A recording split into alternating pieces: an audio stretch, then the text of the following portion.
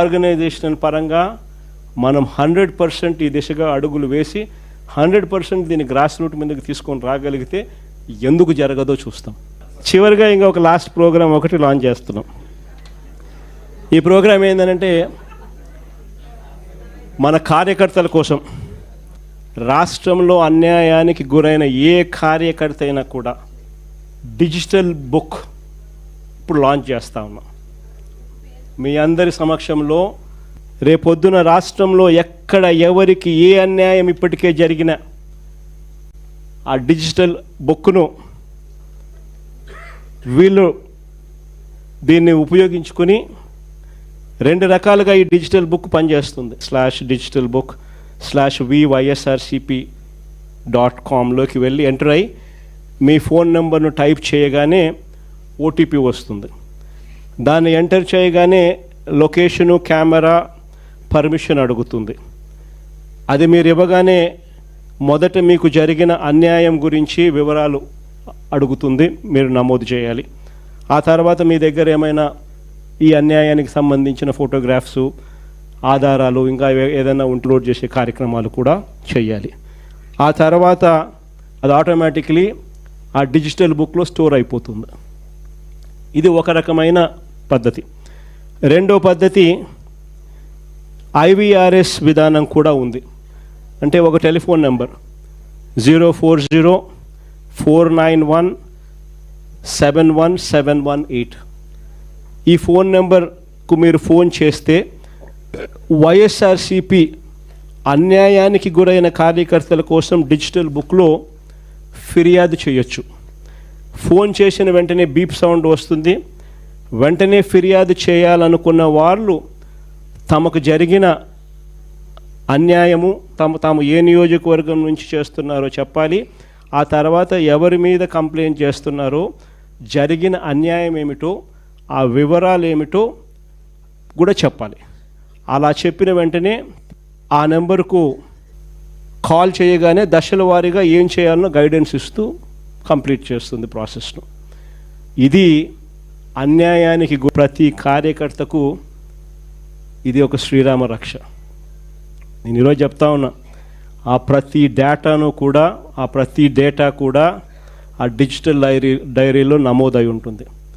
రేపు పొద్దున మనం అధికారంలోకి వచ్చిన తర్వాత ఈ డిజిటల్ డైరీలో నమోదు చేసిన ఈ కేసులను మీద ప్రత్యేకమైన బృందాలను పెడతాం.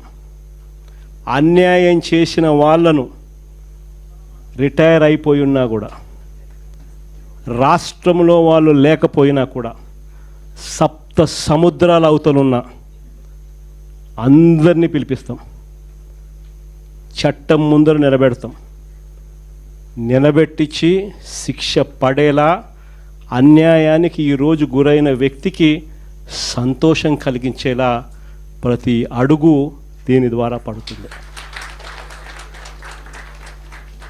ఖచ్చితంగా వీళ్ళేదో రెడ్ బుక్ అంటా ఉన్నారు. రేపు పొద్దున డిజిటల్ బుక్ ఎలా ఉంటుందో కూడా వీళ్ళందరికీ కూడా అర్థం కావాలి.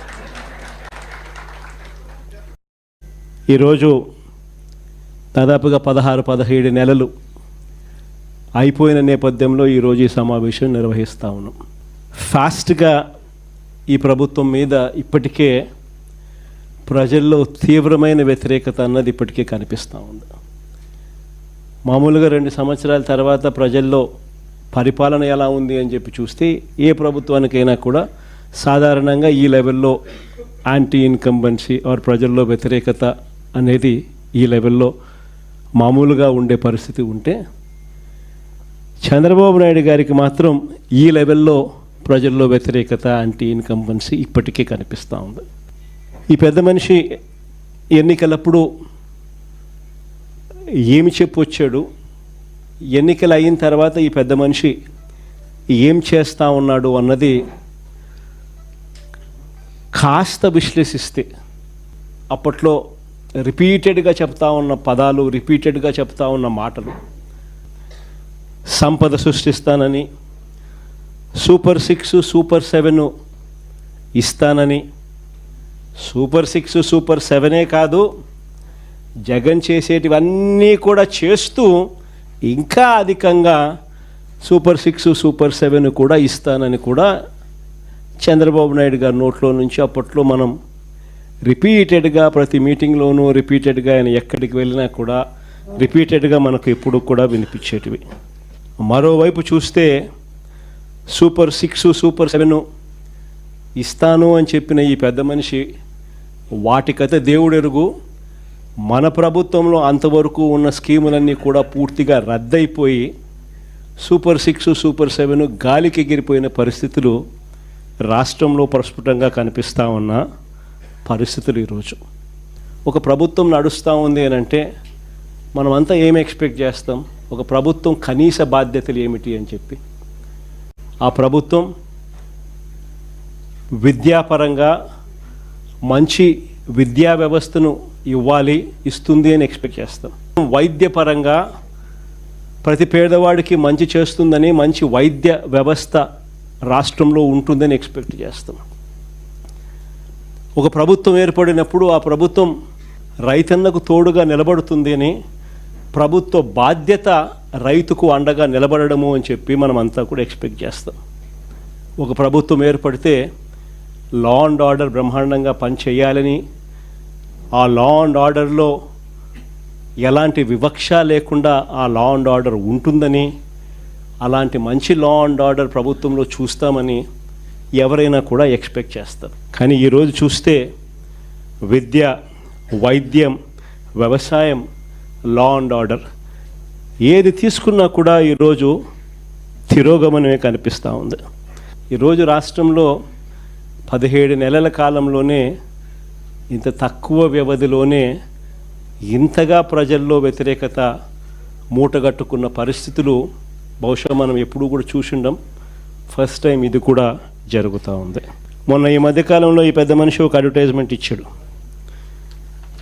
ఈనాడులో అడ్వర్టైజ్మెంట్ ఇచ్చాడు. విజయోత్సవ సభ అని చెప్పి ఒకటి అనంతపురంలో పెడతా ఉన్నప్పుడు ఈ పెద్ద మనిషి ఇచ్చిన అడ్వర్టైజ్మెంట్ ఇది. ఇలా ఈ మాదిరిగా అడ్వర్టైజ్మెంట్ ఇచ్చాడు. ఈనాడు వాళ్ళ పాంఫ్లెట్ పేపర్లో ఈ అడ్వర్టైజ్మెంట్ కూడా అందరికీ కూడా కనిపిస్తుంది.